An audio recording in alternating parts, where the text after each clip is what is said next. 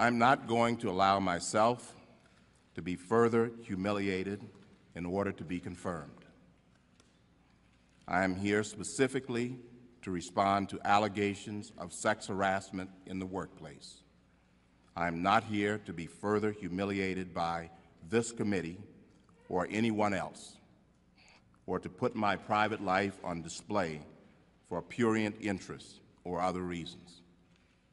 I will not allow this committee or anyone else to probe into my private life. This is not what America is all about. To ask me to do that would be to ask me to go beyond fundamental fairness and the hope that in this country I would be treated fairly in all endeavors. When there was segregation, I hoped there would be fairness one day or someday. When there was bigotry and prejudice, I hoped that there would be tolerance and understanding someday. Mr. Chairman, I am proud of my life, proud of what I've done and what I've accomplished, proud of my family. And this process is trying to destroy it all. No job is worth what I've been through. No job. No horror in my life has been so debilitating. Confirm me if you want. Don't confirm me if you are so led. But let this process end. Let me and my family regain our lives. I never asked to be nominated. It was an honor. Little did I know the price, but it is too high. I enjoy and appreciate my current position, and I am comfortable with the prospect of returning to my work as a judge on the U.S. Court of Appeal for the D.C. Circuit and to my friends there. Each of these positions is public service, and I have given at the office. I want my life and my family's life back, and I want them returned expeditiously. I have experienced the exhilaration of new heights from the moment I was called to Kennebunkport by the President to have lunch, and he nominated me.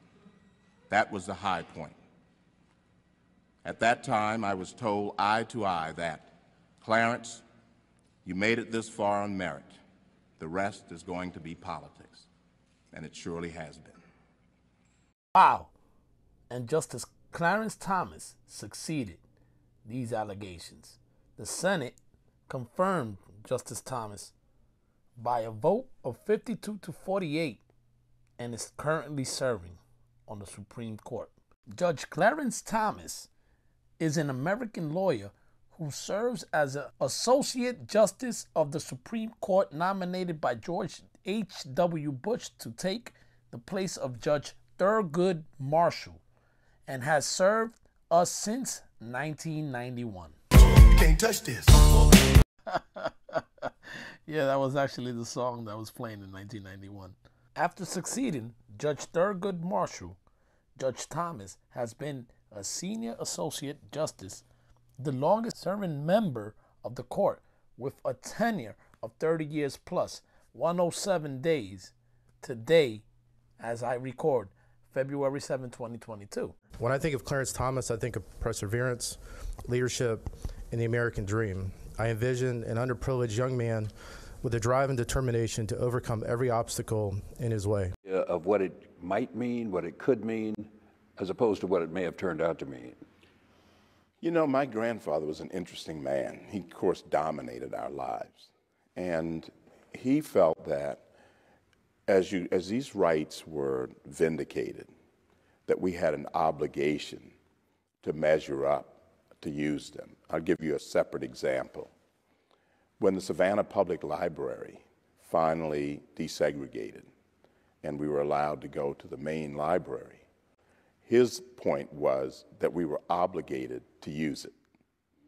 That is, we had to show up no matter what, and we had to read books because we finally had a right to do so. So when it came to education, as the rights became available, we had an obligation to use them properly. So he would say to me in 1964 when I went to a seminary, which was previously all white, he said, "Don't shame me and don't shame the race." In other words, you have to perform. Hey guys, it's Jose, your regular Joe Blow, keeping an eye out and my ears open, as always, for you guys. Justice Clarence Thomas. As you guys know, it's my number 3 for my Black History Month. It's an honor to research him. After all he has been through, he still endured, persevered with great tenacity. He has committed his life to conserve the Constitution. I respect that wholeheartedly.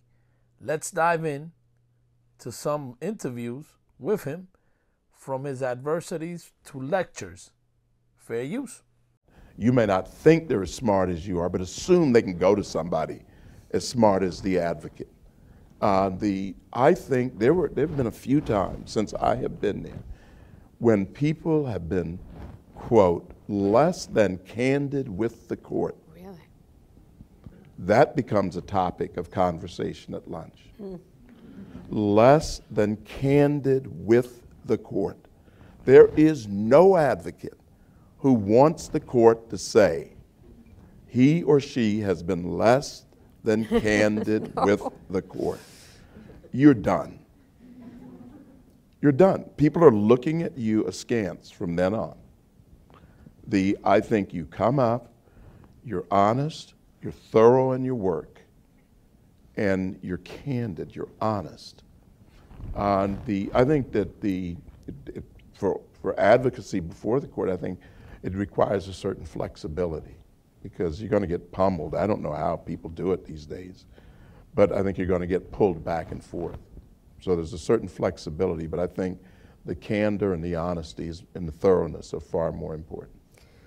And certainly in the briefs, because I think most of the work is done in the briefs. Yes, of course. For whatever it is worth, the Declaration of Independence has weathered every storm for 245 years.